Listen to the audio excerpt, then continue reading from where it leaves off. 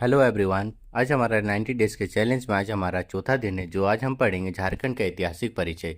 और इस चैप्टर से यहाँ पे एक क्वेश्चन यहाँ पे एग्जाम में पूछे ही जाते हैं।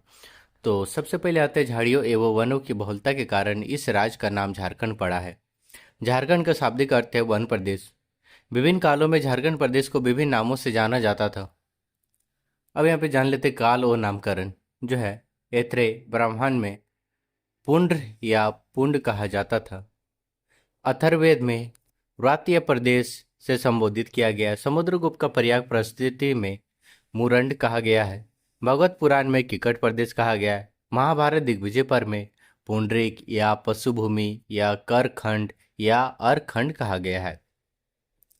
13वीं सदी के ताम्रपत्र में झारखंड कहा गया है।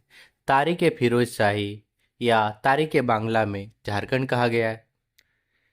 सियार उलक मुतखरीन ने झारखंड कहा गया है। आईने अकबरी में कोखरा खंखरा कहा गया है। टोलमी द्वारा मुंडल कहा गया है। हैंसांग ने किलो नासू कालाना या कर्ण स्वर्ण कहा गया है। तुजु के जहागीर में खोखरा कहा गया है। अब आते हैं ऋग्वेद किकट प्रदेश। ऋग्वेद में किकट प्रदेश कहा गया है। वायु पुराण में मुरंड कहा गया है। विष्णु पुराण में मुंड कहा गया है। पूर्व मध्यकालीन संस्कृति साहित्य में कलिंग देश कहा गया है। कबीर के दोहे पद्मावत जायसी द्वारा रचित में झारखंड कहा गया है। अकबरनामा में झारखंड कहा गया है। नरसिंह सिंह देव का द्वितीय का ताम्रपत्र में झारखंड कहा गया। कौटिल्य का अर्थशास्त्र में कुकुट या फिर कुकुट देश कहा गया है। फैयान द्वारा कुकुटलाट कहा गया है। मुगल काल में खुखरा या फिर कुकरा कोखरा कहा गया। ईस्ट इंडिया कंपनी के शासनकाल में छोटा नागपुर कहा गया है। अब इसके यहाँ पे कुछ पॉइंट यहाँ पे जान लेते हैं। झारखंड प्रदेश का सर्वप्रथम साहित्य उल्लेख ऐत्रेय ब्राह्मण में मिलता है। झारखंड शब्द का प्रथम पुरातात्विक प्रमाण 13वीं शताब्दी के ताम्रपत्र में मिलता है। अब आते हैं कुछ पॉइंट के बारे में जान लेते हैं। प्राचीन काल में गुप्त शासकों एवं गौड़ शासक संसाग ने झारखंड क्षेत्र में सर्वाधिक समय तक शासन किया। मध्यकाल में झारखंड में क्षेत्रीय राजवंशों का शासन स्थापित था। ह्वेनसांग ने राजमहल क्षेत्र के लिए की चिंग कोयलो सी युकी नामक पुस्तक में चर्चा तथा इसके पहाड़ी क्षेत्र के लिए दामिने को शब्द अर्थ पहाड़ी क्षेत्र का प्रयोग किया है। कैप्टन टेनर के सर्वेक्षण के आधार पर 1832 ईस्वी में दामिने को की स्थापना हुई थी। इसके सीमांकन का कार्य 1824 ईस्वी में प्रारंभ हुआ था।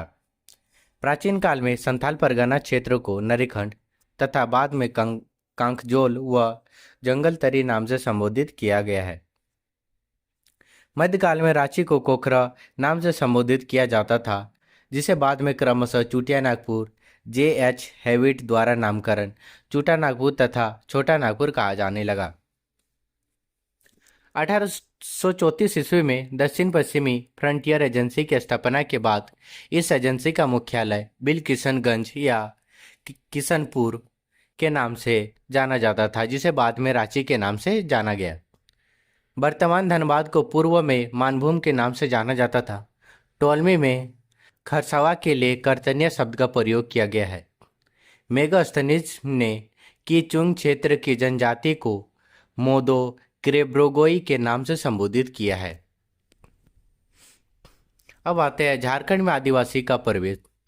सबसे पहले जो आता है हमारा असुर। झारखंड की प्राचीनतम जनजाति जो है असुर है। रांची वो कहाँ का? रांची, लोहरदगा, गुमला, बिरजिया, बिरहोर तथा खड़िया जो है संभवतः कैमूर की पहाड़ियों से होकर छोटा नागपुर में प्रवेश। तीसरा में कोरवा।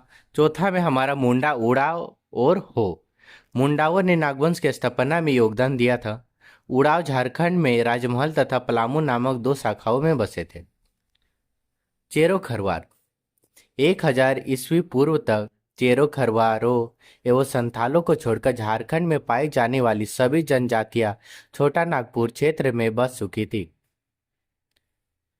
पूर्व मध्यकाल में संथाल हजारीबाग में बसे और ब्रिटिश काल में संथालों का विस्तार संथाल परगना क्षेत्र में हुआ। अब यहाँ पे डायग्राम के यहाँ पे माध्यम से जान लेते हैं। सबसे प्राचीनतम जो है असुर, बिरजा, बिरहोर और खड़िया है। प्राचीन है कोरवा है। मध्य है मुंडा, उड़ा और हो है। नवीन है चेरो, खरवार और संथाल है, जो 1000 BC तक है। प्राचीन से प्राचीनतम से नवीन। अब वैदिक साहित्य में झारखंड की जनजातियों के लिए असुर शब्द का प्रयोग किया गया है। वेदों में असुर की वीरता और कर्तव्य का उल्लेख किया गया है। ऋग्वेद में असुर को लिंग पूजक या शीशनों का देव कहा गया है। इतिहासकार बुकानन ने बनारस से लेकर बीरभूम पश्चिम बंगाल तक के पठारी क्षेत्रों को झारखंड के रूप में वर्णित किया है।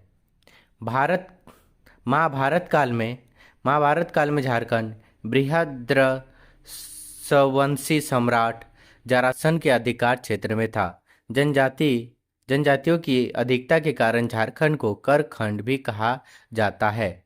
झारखंड के छोटा नागपुर क्षेत्र को कर्ण स्वर के नाम से भी संबोधित किया गया है। आज का हमारा चौथा डेज 90 डेज का आज हमारा चौथा डेज आज हमारा कंप्लीट हुआ और हम कल पढ़ेंगे डेज 5।